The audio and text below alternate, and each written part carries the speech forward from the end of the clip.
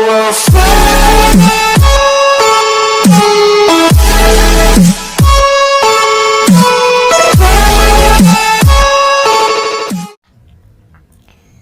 Ang Panday was created by writer Carlo J. Caparas during the 1970s. Panday's first appearance was published by Filipino Comics on 1979. Panday, also known as Flavio, is a blacksmith who forges a dagger out of a meteorite. When Flavio raises it up, it turns into a sword, which he uses to battle the forces of evil. The Sword of Panday is said to be inspired by King Arthur's sword, Excalibur.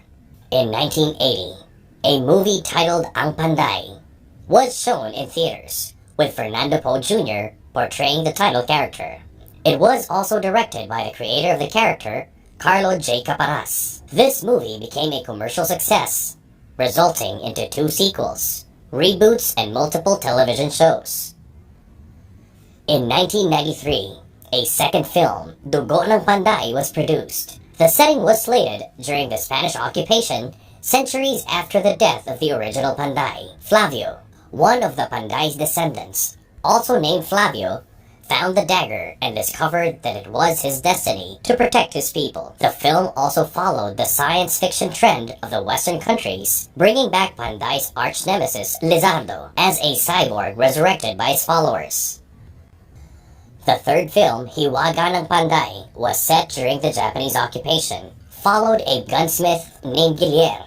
After the death of Flavio, the legend of Panday lives on. Gilier, a gunsmith, was able to retrieve the sword of Flavio. Flavio had placed it on a wall of a church, and Gilier then forged it into a shotgun.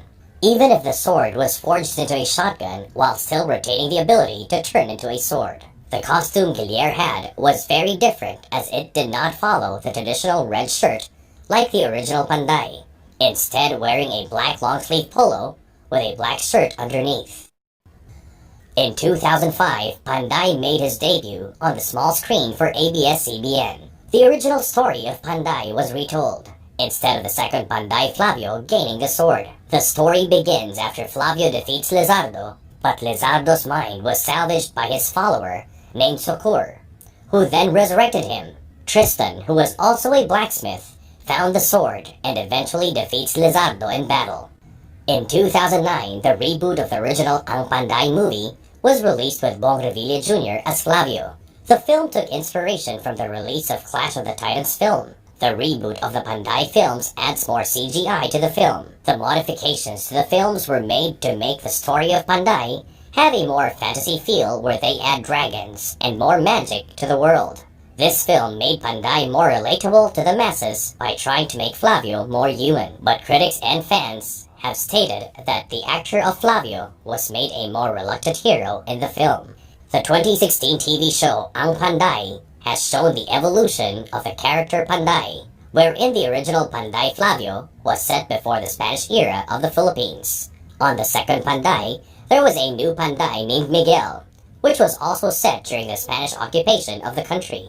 Another modern Panday was also added after this, and his name was Juro, all of which were portrayed by actor Richard Gutierrez.